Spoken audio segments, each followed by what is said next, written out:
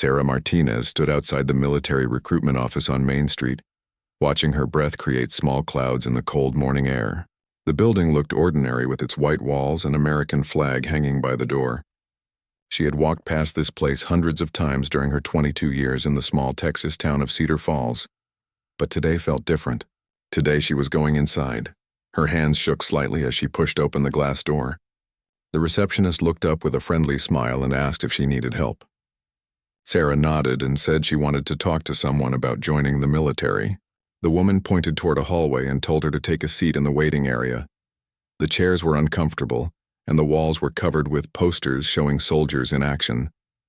Sarah tried to calm her nerves by reading the motivational quotes printed beneath the pictures. One poster showed a female soldier and the words read, "Be all you can be." Sarah wondered if she could really be more than what everyone expected her to become. 3 days ago, Sarah had been planning her wedding to David Thompson, her high school boyfriend. They had dated for 4 years and everyone in town assumed they would get married right after college. David worked at his father's car dealership and had already picked out a house near his parents. Sarah was supposed to start teaching at the local elementary school in the fall, just like her mother had done 30 years before. But something inside Sarah felt wrong about the whole plan. She loved David, or at least she thought she did, but the idea of spending her entire life in Cedar Falls made her feel trapped. When she tried to talk to her mother about her feelings, Mrs. Martinez just smiled and said that all brides get nervous before their wedding. The breaking point came during the engagement party at the community center.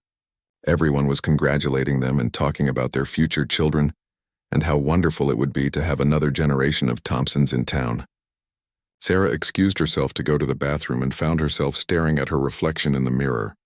The woman looking back at her seemed like a stranger. Sarah had always been athletic and strong, but she looked tired and defeated. Her green eyes, which her grandmother always said were her best feature, seemed dull and lifeless.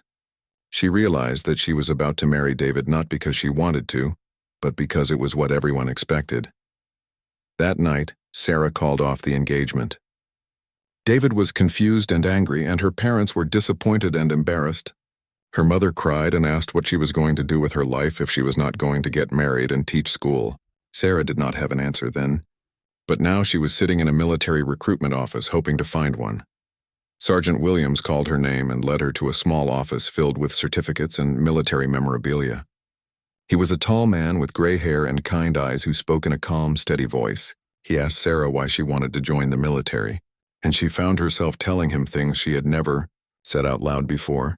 She talked about feeling restless and wanting to do something important with her life. She mentioned that she had always been good at sports and had won several martial arts competitions in high school. She told him about her college degree in international relations and how she spoke Spanish fluently, because her grandmother had taught her. Sergeant Williams listened carefully and took notes. He asked about her family background and was surprised to learn that her grandfather had served in the Vietnam War and her uncle had been a police officer. Sarah had never thought much about the military connection in her family, but talking about it now made her feel like she might be on the right path.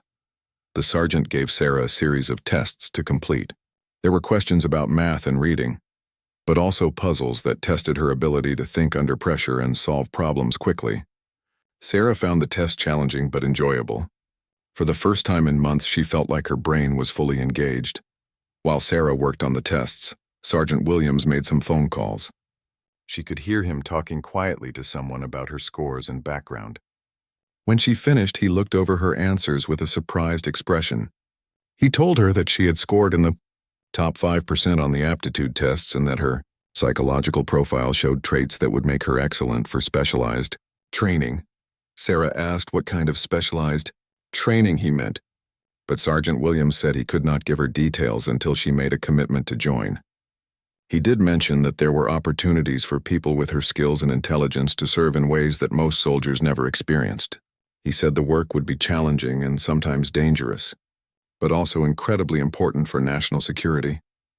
That evening, Sarah drove to her favorite spot by the lake where she used to go as a child when she needed to think. The water was calm and reflected the stars perfectly. She thought about her conversation with Sergeant Williams and tried to imagine what her life might look like if she joined the military.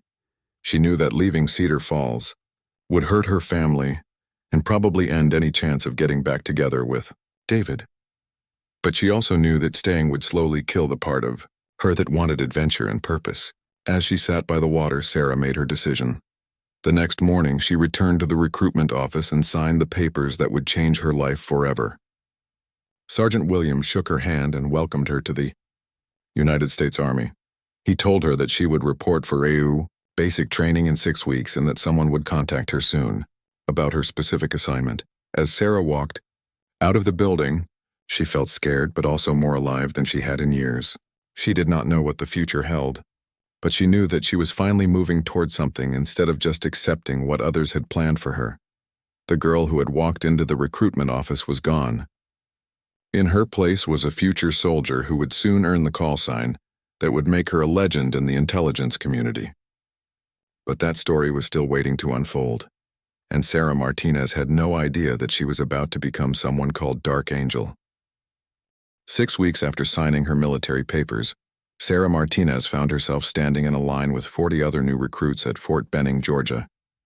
The drill sergeant was shouting instructions that seemed designed to confuse and intimidate everyone. Sarah kept her eyes forward and listened carefully, determined not to make any mistakes on her first day. Basic training was harder than anything Sarah had ever experienced. The day started at 5 in the morning with physical exercises that pushed her body to its limits. She had always been athletic, but military fitness was different from high school sports. Every muscle in her body ached for the first 2 weeks, and she fell asleep the moment her head hit the pillow each night. The other recruits came from all over the country and had joined the military for different reasons.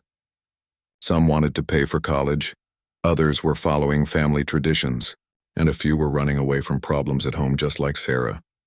She made friends with Maria, a girl from California who was studying to become a military police officer, and James, a quiet young man from Minnesota who wanted to work in communications.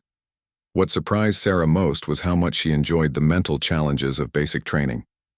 Along with the physical exercises, they learned map reading, basic tactics, and how to work as a team under pressure. Sarah discovered that she had a natural ability to stay calm when things got complicated, and could think clearly even when everyone around her was panicking. During the 4th week of training, something unusual happened. Sarah was participating in a night navigation exercise when she noticed that she had gotten separated from her group. Instead of panicking, she used her compass and map to find her way back, but she took a different route than the one they had practiced. When she arrived at the meeting point, she was the first person there, even though she had started last. Her drill sergeant, Sergeant Murphy, asked her how she had managed to beat everyone else. Sarah explained the route she had taken and why she thought it was faster. Sergeant Murphy looked at her map markings and made some notes in a small notebook he always carried. He told her that her thinking showed good tactical instincts and that she should keep developing those skills. After basic training ended, most of Sarah's new friends were assigned to different bases around the world. Sarah expected to be sent to a regular Army unit, but instead she received orders to report to a facility in Virginia that was not marked on any public maps. The address was just a post office box number and a set of coordinates. When Sarah arrived at the Virginia location, she found a small, unremarkable building surrounded by high fences and security cameras. The guards at the gate checked her identification 3 times before allowing her to enter. Inside, the building looked like a normal office, but Sarah could sense that something important was happening here. A woman in civilian clothes introduced herself as Colonel Richards and explained that Sarah had been selected for advanced training based on her performance during basic training and her test scores from the recruitment office. The colonel said that Sarah would be training for specialized operations that required a unique set of skills and the ability to work independently under difficult circumstances. The training that followed was unlike anything Sarah had imagined when she first walked into the recruitment office in Cedar Falls. She learned how to move silently through different types of terrain, how to observe people without being noticed, and how to remember detailed information without taking notes. The instructors taught her basic skills in several foreign languages and showed her how to blend into crowds in different countries. Sarah discovered that she had a natural talent for becoming invisible. During practice exercises, she could walk through busy areas without anyone remembering seeing her later. Her instructors said this was a rare ability that could not be taught, only developed.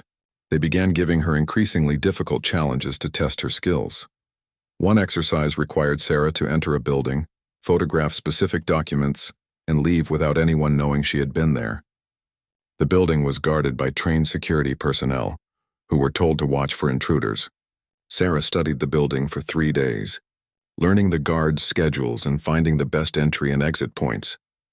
On the night of the exercise, Sarah entered the building through a window on the second floor that was only unguarded for 90 seconds during each hour. She moved through the hallways like a shadow, avoiding security cameras and guards. She found the documents, photographed them with a tiny camera, and was back outside within 15 minutes. The guards never knew she had been there. Her success in this exercise earned Sarah the attention of even higher-ranking officials. She was called to a meeting with people whose names and faces she was told to forget. Immediately after the conversation ended, they explained that she was being considered for a type of work that officially did not exist and that very few people ever learned about. During her 8th month of training, Sarah was given her first real assignment. She was told to travel to a city in another state, locate a specific person, and gather information about his daily activities without making contact. This was not an exercise or a test. This was real intelligence work that would affect national security. Sarah spent 2 weeks in the target city, carefully observing her subject and documenting his routine. She rented a small apartment, got a part-time job that allowed her to be in the right places at the right times, and slowly built a complete picture of the man's life. When she returned to Virginia, her report impressed everyone who read it. The instructors began calling her by a code name during training exercises. They said that all operatives in their program received code names that reflected their special abilities or characteristics. After observing Sarah's ability to appear and disappear without being detected, and her talent for working in darkness and shadows, they gave her the name that would define the rest of her career. From that day forward, Sarah Martinez was known as Dark Angel. The name felt right to her, as if she had been waiting her whole life to discover who she really was. The small-town girl from Cedar Falls was gone forever, replaced by someone who could move through the world like a ghost and accomplish missions that others thought were impossible. But Dark Angel's real test was still coming, and it would take her to places she had never imagined and force her to make choices that would change everything. 2 years after earning her codename, Dark Angel had completed 17 successful missions across 4 different countries. She had become known in the intelligence community as someone who could handle the impossible assignments that other agents could not complete. Her handlers trusted her completely, and her record was perfect. No mission had ever been compromised when Dark Angel was involved. On a cold Tuesday morning in February, Dark Angel was called to a briefing room in the underground levels of the Virginia facility. The room was windowless and contained only a large table, several chairs, and multiple computer screens. 3 people were waiting for her, including Colonel Richards and 2 men she had never seen before. The first man introduced himself as Director Walsh from a government agency that he did not name. He was tall and thin with gray hair and serious eyes that seemed to see everything. The second man was Agent Morrison, who looked younger but spoke with the authority of someone who had been doing this work for many years. Director, Walsh activated one of the computer screens and showed Dark Angel a photograph of a man in his 50s with dark hair and expensive clothes. The man was standing outside a restaurant in what looked like a European city. Walsh explained that the man in the photo was Viktor Kozlov, a weapons dealer who had been selling stolen military technology to terrorist organizations around the world. Agent Morrison took over the briefing and provided more details about their target. Kozlov was originally from Russia but now lived in Prague, where he ran what appeared to be a legitimate import and export business. In reality, his company was a front for one of the most dangerous weapons trafficking operations in Eastern Europe. The problem was that Kozlov was extremely careful and suspicious. He never met with customers in the same place twice, always traveled with bodyguards, and changed his routines frequently to avoid being tracked. 3 previous attempts to gather intelligence on his operations had failed. 2 of those missions had resulted in the deaths of experienced agents who had been discovered and eliminated. Colonel Richards explained that the intelligence community had been trying to stop Kozlov for 3 years. Every time they thought they were close to shutting down his operation, he would disappear for months and then resurface in a different location with new security measures. The weapons he was selling were ending up in the hands of people who wanted to attack civilians in major cities. Director Walsh showed Dark Angel more photographs, these ones showing the types of weapons that Kozlov was trafficking. There were advanced explosives, military-grade communications equipment, and even components that could be used to build chemical weapons. The intelligence agencies had evidence that weapons from Kozlov's network had been used in 3 terrorist attacks during the past 18 months. The mission they were offering to Dark Angel was more dangerous and complex than anything she had attempted before. She would need to travel to Prague, establish a cover identity, make contact with Kozlov's organization, and gather detailed information about his upcoming weapons sales. The intelligence she collected would be used to stop future terrorist attacks and arrest dozens of people involved in the trafficking. Network agent Morrison explained that Dark Angel would be working completely alone on this mission. She could not contact her handlers except in extreme emergencies, and she would need to maintain her cover identity for several months. If she was discovered, there would be no rescue mission. The agency would deny any knowledge of her existence, and she would be completely on her own. Dark Angel listened to all the details without showing any emotion. She had trained for missions like this, but she had never faced a target as dangerous as Viktor Kozlov. She asked several questions about his security arrangements, his business associates, and the layout of Prague. The answers confirmed that this would be the most challenging assignment of her career. Director Walsh showed her a file containing her new identity. She would become Elena Volkov, a wealthy Russian woman with connections to private collectors who purchased rare and expensive items. Elena had a detailed background story, complete with bank accounts, family history, and business references that would withstand investigation. The cover story was perfect for approaching Kozlov because he was always looking for new customers who had money and were not afraid to buy illegal items.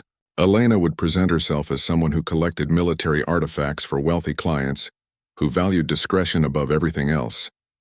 This would give her a reason to ask detailed questions about the weapons without seeming suspicious. Dark Angel spent the next 6 weeks preparing for the mission. She studied everything about Prague, from the history of the city to the current political situation. She learned to speak Russian with the accent and vocabulary that Elena would use. She memorized the details of her cover story until she could answer any question about Elena's life without hesitation. The most important part of her preparation was studying Viktor Kozlov himself. Dark Angel read every piece of intelligence that had been gathered about him over the past 5 years. She learned about his favorite restaurants, the type of music he enjoyed, his collection of expensive watches, and even the brand of cigarettes he smoked. She needed to become someone that Kozlov would want to know better. She also studied the city of Prague and planned multiple escape routes in case her mission was compromised. She memorized the locations of safe houses, identified which embassies she could approach for help, and learned the schedules of trains and flights that could get her out of the country quickly. On her last day in Virginia, Dark Angel received her final briefing. Director Walsh handed her a small piece of paper with a phone number and told her it was for absolute emergencies only. If she called that number, it would mean that her mission had failed and that she needed immediate extraction from Prague. Colonel Richards walked with Dark Angel to the car that would take her to the airport. Before she got in, the colonel grabbed her arm and looked her in the eyes. She told Dark Angel that this mission was more important than any of them wanted to admit. The intelligence suggested that Kozlov was planning something much bigger than individual weapon sales. There were signs that he was organizing a coordinated attack that could kill hundreds of people. As the car drove away from the Virginia facility, Dark Angel thought about everything that had led to this moment. 2 years ago, she had been a small-town girl, planning a wedding in Texas. Now she was traveling to one of the most beautiful cities in Europe, to hunt down one of the world's most dangerous criminals. But she was no longer Sarah Martinez from Cedar Falls. She was Dark Angel, and she had never failed a mission. Prague would not be the first time. Dark Angel arrived in Prague on a gray Thursday morning when spring rain was washing the ancient cobblestone streets. She had flown from Vienna using Elena Volkov's Russian passport and checked into the Grand Hotel Europa, an elegant building in the heart of the old city. The hotel staff treated her with the respect that wealthy guests expected, and no one questioned her story about being in Prague to explore business opportunities. Her suite overlooked Wenceslas Square, giving her a perfect view of the busy streets below. Dark Angel spent her first day walking through the city, getting familiar with the layout and identifying the locations she had studied during her preparation. Prague was even more beautiful than the photographs had suggested, with its mixture of Gothic churches, Baroque palaces, and Art Nouveau buildings. But Dark Angel was not there as a tourist. She was hunting Viktor Kozlov, and she knew that one mistake could cost her life. During her second day in the city, she began the careful process of establishing Elena Volkov as a real person with genuine business interests. She visited several art galleries and antique shops, making small purchases and asking questions about rare military collectibles. The gallery owners were helpful and talkative, especially when Elena mentioned that she represented clients who were willing to pay high prices for special items. Word traveled quickly in Prague's small community of dealers who specialized in unusual merchandise. Within a week, Elena Volkov had developed a reputation as a serious buyer with excellent connections. Dark Angel's breakthrough came during her 10th day in Prague. She was having lunch at a restaurant near the castle when she overheard two men at the next table discussing a private auction that would feature military artifacts from World War II. One of the men mentioned that the auction was being organized by someone who could provide items that were not available through normal channels. After the men left, Dark Angel approached the waiter and asked about the conversation she had overheard. The waiter looked nervous but explained that there were occasionally private sales in Prague for collectors who wanted very special pieces. He suggested that someone like Elena might be interested in meeting Karol Novak, a dealer who organized events for serious collectors. Dark Angel spent 2 days locating Karol Novak and arranging a meeting. Novak operated out of a small shop in the Jewish quarter that sold books and antiques to tourists during the day. But Dark Angel's research had revealed that Novak also acted as a middleman for people who bought and sold items that were not exactly legal. When she finally met with Novak, Dark Angel was careful to present Elena as someone who was sophisticated, but not too knowledgeable about the darker side of the antiques business. She mentioned that her clients were interested in military items from various periods, and that they valued discretion above everything else. Novak studied her carefully and asked several questions about her background and connections. After an hour of conversation, Novak seemed satisfied that Elena was legitimate. He told her about a private showing that would take place the following week in a warehouse outside the city. The event would feature items that were not available anywhere else, and the sellers would include some of the most exclusive dealers in Eastern Europe. Most importantly, Novak mentioned that Viktor Kozlov would be attending the event. Dark Angel felt her heart rate increase when she heard Kozlov's name, but she kept her expression neutral and asked casual questions about the other dealers who would be present. Novak explained that Kozlov specialized in modern military equipment and had access to items that even government museums could not obtain. He warned Elena that Kozlov was very particular about his customers and did not trust people easily. The week before the private showing, Dark Angel prepared intensively for her first meeting with Viktor Kozlov. She studied every detail of his personality and business methods, practicing conversations that would make Elena seem like exactly the type of customer he would want to cultivate. She also memorized the layout of the warehouse where the event would take place and identified multiple escape routes in case something went wrong. On the night of the showing, Dark Angel dressed Elena in expensive but understated clothes that suggested wealth without being flashy. She wore jewelry that looked valuable, but was actually equipped with tiny recording devices and cameras. Her purse contained items that appeared to be normal cosmetics, but were actually sophisticated intelligence-gathering tools. The warehouse was located in an industrial area outside Prague's city center. Dark Angel arrived by taxi and was greeted at the entrance by 2 large men who checked her invitation and searched her purse. The search was thorough but not suspicious, and the guards did not detect any of her hidden equipment. They escorted her inside where about 30 people were examining items displayed on tables throughout the large space. Dark Angel moved slowly through the warehouse, studying the merchandise and observing the other attendees. Most of the items were genuine military antiques, but she also noticed several pieces of equipment that looked much more recent. She photographed everything she could without appearing obvious about her activities. Viktor Kozlov was standing near a table at the far end of the warehouse, talking quietly with 2 other men. Dark Angel recognized him immediately from the photographs she had studied, but seeing him in person was different. He was shorter than she had expected, but had an intensity about him that made everyone around him seem nervous. His clothes were expensive and his movements were precise, like someone who was always thinking several steps ahead. Dark Angel waited for the right moment to approach Kozlov. She wanted their first meeting to seem natural and unplanned. Her opportunity came when she was examining a display of military communications equipment near his table. She asked the dealer a technical question about one of the radios, speaking in Russian with Elena's accent. Kozlov overheard her question and turned to look at her. For a moment, their eyes met across the table, and Dark Angel felt as if he was trying to see directly into her mind. Then he smiled and stepped closer, introducing himself in fluent Russian and asking if she was interested in communications equipment. This was the moment that Dark Angel had been preparing for during months of training. Everything depended on the next few minutes of conversation. If she could convince Viktor Kozlov that Elena Volkov was someone worth knowing, she would be one step closer to completing her mission. But if he sensed anything suspicious about her, she might not leave the warehouse alive. Dark Angel smiled back at Viktor Kozlov and began the most dangerous performance of her life. For 3 months, Dark Angel lived as Elena Volkov, slowly earning Viktor Kozlov's trust through carefully planned meetings and business discussions. She attended his private dinners, visited his office overlooking the Vltava River, and even met some of his family members during social gatherings.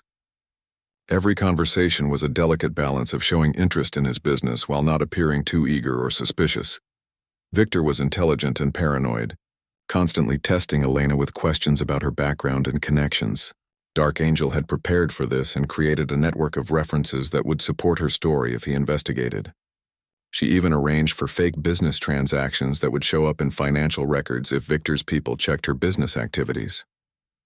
During their 4th meeting, Viktor began discussing his real business operations. He started with small hints about special merchandise that was not available through normal channels. When Elena showed appropriate interest without being pushy, he gradually revealed more details about his weapons trafficking network. He explained that he worked with clients who needed equipment for private security operations that governments could not officially support. Dark Angel carefully recorded every piece of information Viktor shared with her. She learned about his supply chains, his transportation methods, and most importantly, his customer list. Viktor was planning something much larger than individual weapon sales. He was organizing a coordinated operation that would supply multiple terrorist groups with everything they needed for simultaneous attacks across Europe. The breakthrough in her mission came during a dinner party at Viktor's private apartment. Dark Angel was wearing a dress that contained recording equipment so sophisticated that it was invisible even under close examination. Viktor had been drinking expensive wine and was more talkative than usual. He began describing a plan that would make him the most powerful weapons dealer in the world. Viktor explained that he had been working for 2 years to coordinate the largest arms deal in his career. 7 different terrorist organizations had pooled their resources to purchase a massive shipment of weapons, explosives, and communications equipment. The deal was worth $50 million and would provide enough firepower to carry out coordinated attacks in London, Paris, Berlin, Madrid, Rome, Amsterdam, and Vienna. Dark Angel felt her blood turn cold as Viktor described the scope of the planned attacks. The terrorists intended to strike all 7 cities on the same day, creating panic across Europe and proving that no major city was safe from their reach. Viktor's role was to provide the weapons and coordinate the delivery schedule so that all the groups would receive their equipment at exactly the right time. The weapons shipment was scheduled to leave Prague in 1 week, traveling by truck convoy to 7 different locations across Europe. Viktor had spent months planning the routes and timing to avoid detection by law enforcement agencies. He was confident that his security measures were perfect and that no one could stop the deliveries once they began. As Viktor continued talking, Dark Angel memorized every detail of his plan. She learned the departure times, the routes the trucks would take, and the locations where the weapons would be transferred to the terrorist groups. She also discovered that Viktor would personally oversee the operation from a command center he had established in an abandoned factory outside Prague. But Dark Angel's mission was about to become much more dangerous. During the past week, she had noticed that one of Victor's security men, a tall, quiet man named Dmitri, had been watching her more closely than usual. Dmitri was Victor's head of security and had survived 20 years in dangerous businesses by being suspicious of everyone and everything. After the dinner party ended and the other guests had left, Victor asked Elena to stay for a private conversation. He poured himself another glass of wine and sat across from her in his expensive leather chair. His friendly smile was gone, replaced by the cold expression of a man who was about to make a life or death decision. Victor told Elena that Dmitri had some concerns about her background. While her references and business history appeared legitimate, there were small inconsistencies that worried his security team. Victor explained that in his business, even tiny doubts about someone's identity could be fatal for everyone involved. Dark Angel felt her heart rate increase but kept her expression calm and slightly confused, as if she did not understand why anyone would be suspicious of her. She asked Victor what kind of inconsistencies his security team had found and offered to provide additional documentation to resolve any questions about her background. Victor studied her face carefully as he described Dmitri's concerns. Her Russian accent was perfect, but occasionally she used phrases that suggested she had learned the language from books rather than growing up speaking it.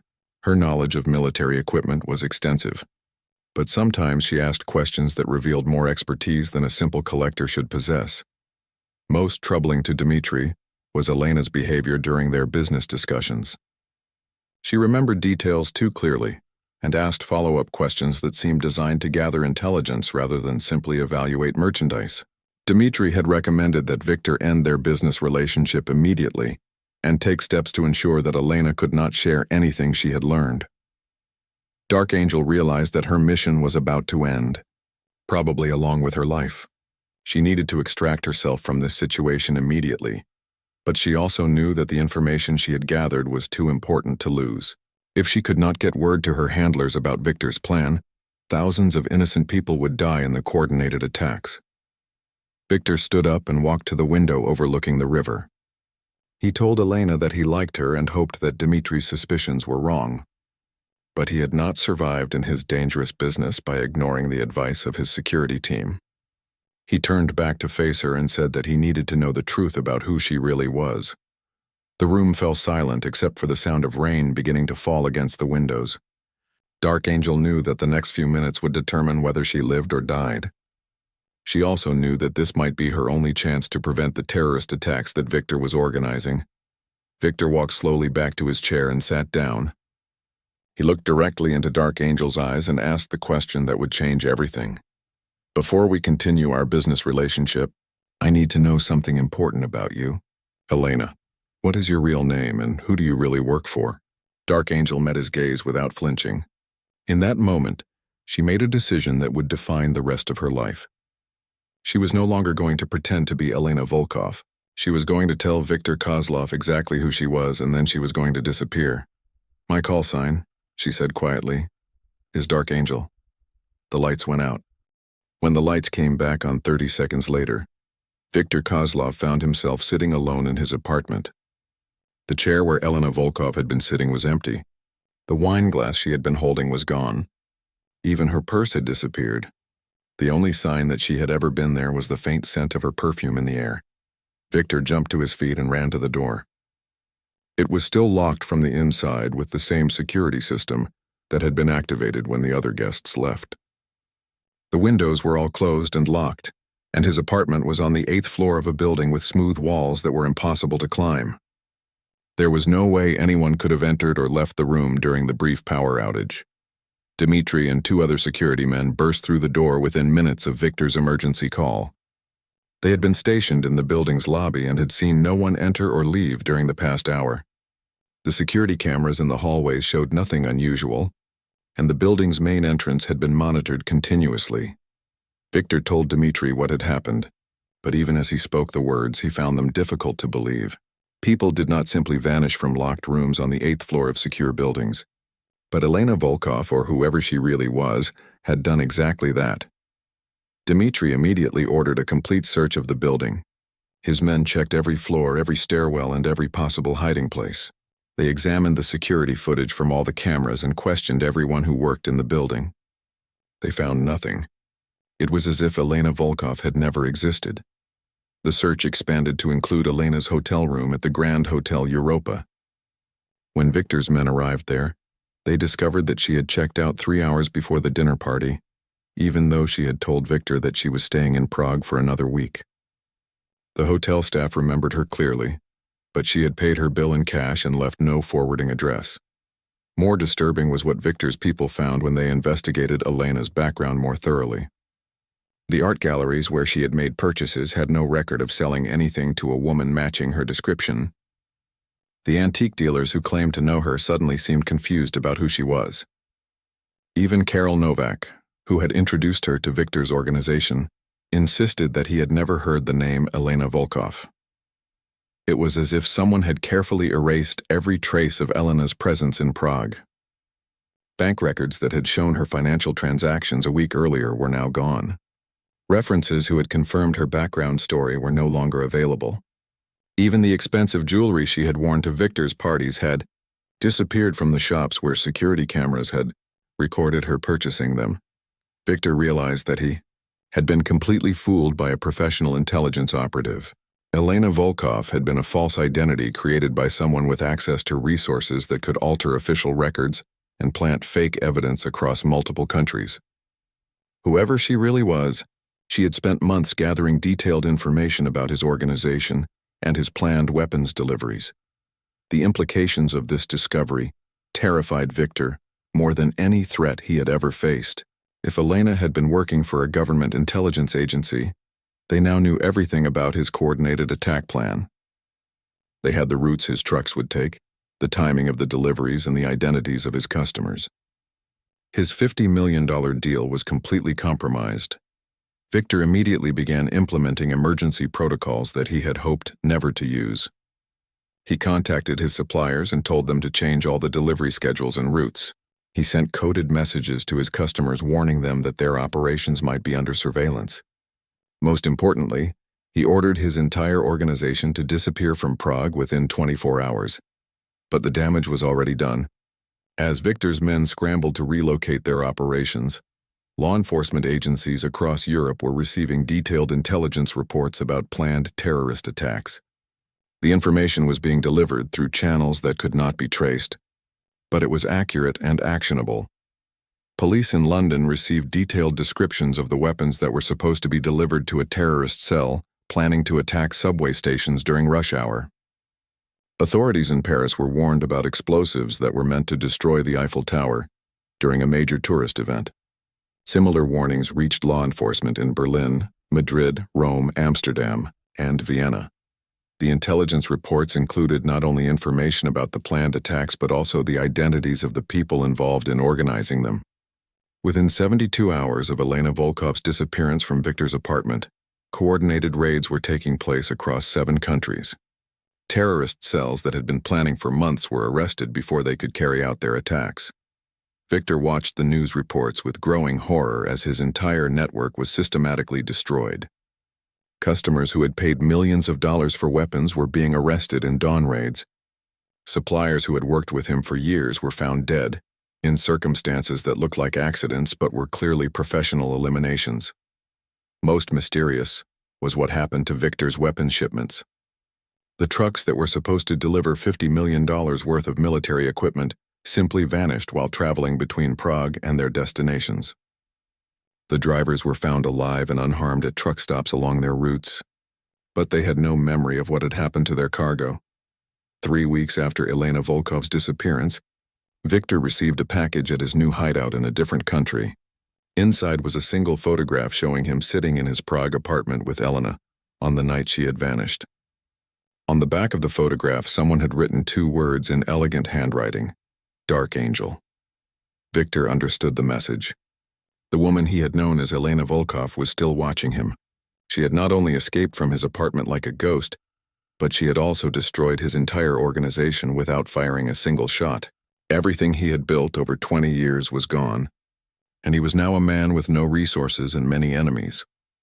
The official reports filed by various intelligence agencies stated that Agent Martinez had been killed during a covert operation in Prague. Her name was added to a classified memorial wall, and her family in Texas received a folded American flag, along with a letter thanking them for their daughter's sacrifice. But Victor Kozlov knew the truth. Sarah Martinez was dead, but Dark Angel was very much alive, and she had become something more dangerous than any government agent. She had become a legend. 6 months after the Prague incident, intelligence agencies around the world began receiving reports of a phenomenon they could not explain. Criminal organizations that had operated successfully for years were suddenly falling apart. Weapons dealers were disappearing without a trace. Terrorist cells were being exposed by anonymous tips that led to perfectly timed arrests. The pattern was always the same. Someone would infiltrate an organization, gather detailed intelligence, and then vanish before anyone realized what had happened. Law enforcement would receive packages containing evidence that was so complete and well organized that prosecutions were almost guaranteed. The criminals themselves often had no memory of how their operations had been compromised. Agent Morrison, who had briefed Sarah Martinez before her final mission, was one of the first to recognize what was happening. He noticed that the anonymous intelligence reports were too sophisticated to come from random informants. Someone with advanced training and unlimited resources was hunting the world's most dangerous criminals and destroying their operations one by one. The breakthrough in understanding came when Morrison received a report about arms dealers in Southeast Asia. The intelligence package included photographs, financial records, and recorded conversations that had been gathered over several months. But what caught Morrison's attention was a single detail in one of the photographs. In the background of a picture showing a weapons transaction, he could see a woman's reflection in a window. The woman in the reflection looked familiar, but Morrison could not immediately place where he had seen her before. He enhanced the image using the agency's most advanced computer software and compared it to photographs in their database. When the computer identified a match, Morrison felt his heart stop. The reflection belonged to Sarah Martinez, the agent who had officially died during the Prague mission. But the computer analysis showed that the photograph had been taken 3 weeks ago in a city that was 8,000 miles away from Prague. Sarah Martinez was supposed to be dead, but someone who looked exactly like her was continuing to operate against international criminals. Morrison brought his discovery to Director Walsh, who had overseen Sarah's original mission. Walsh studied the enhanced photograph for a long time before speaking. He told Morrison that there were aspects of the Prague operation that had never been included in the official reports. Sarah Martinez had not died in Prague, but she had also not returned from her mission. The truth was that Dark Angel had chosen to disappear rather than resume her normal life as a government agent. The Prague mission had shown her that she could accomplish more working alone than she ever could within the official intelligence community. She had become something that did not officially exist, but was more effective than entire government agencies. Walsh explained that the intelligence community had been tracking Dark Angel's activities for months, but they had never been able to locate her or predict where she would appear next. She moved through the world like a ghost, using resources that no one could trace and gathering information that should have been impossible for one person to obtain. The most remarkable thing about Dark Angel's new existence was that she seemed to have unlimited access to money, equipment, and support networks. She could create false identities that were perfect in every detail, travel anywhere in the world without leaving traces, and disappear from situations that should have been impossible to escape. Intelligence analysts theorized that Dark Angel had somehow gained access to the resources of multiple government agencies. Without their knowledge, she might have hacked into classified databases, or she might have recruited allies within various organizations who were helping her without official authorization. The truth was that no one knew how she was accomplishing what she was doing. What everyone did know was that Dark Angel had become the most effective force against international crime that had ever existed.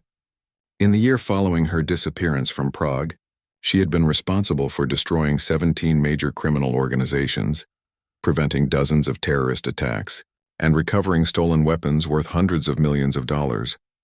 The criminals themselves lived in fear of someone they had never seen, but knew was hunting them.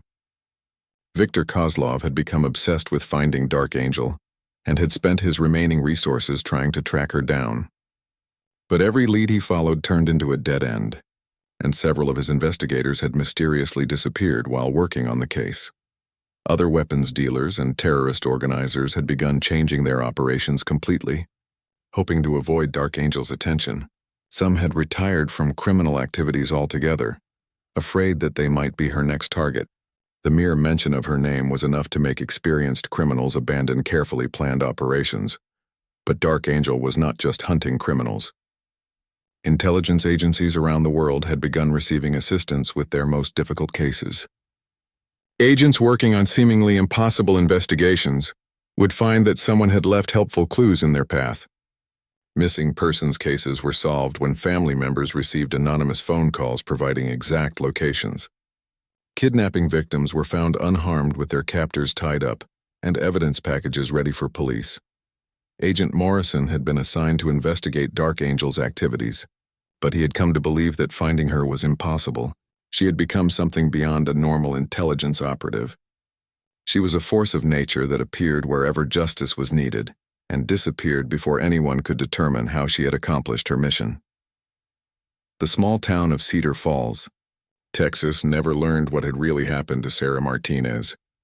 Her parents kept the folded flag they had received and sometimes talked about how proud they were that their daughter had served her country. They had no idea that she was still serving, but in ways that were far more important than anything she could have accomplished as a teacher or a military wife.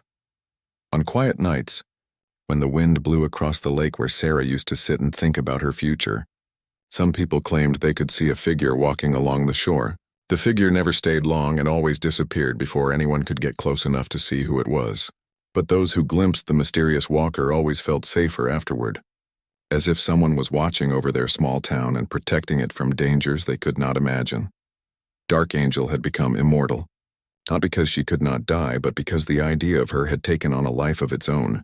She was everywhere and nowhere, protecting the innocent and hunting the guilty in a world that would never know her real name or understand the sacrifices she had made.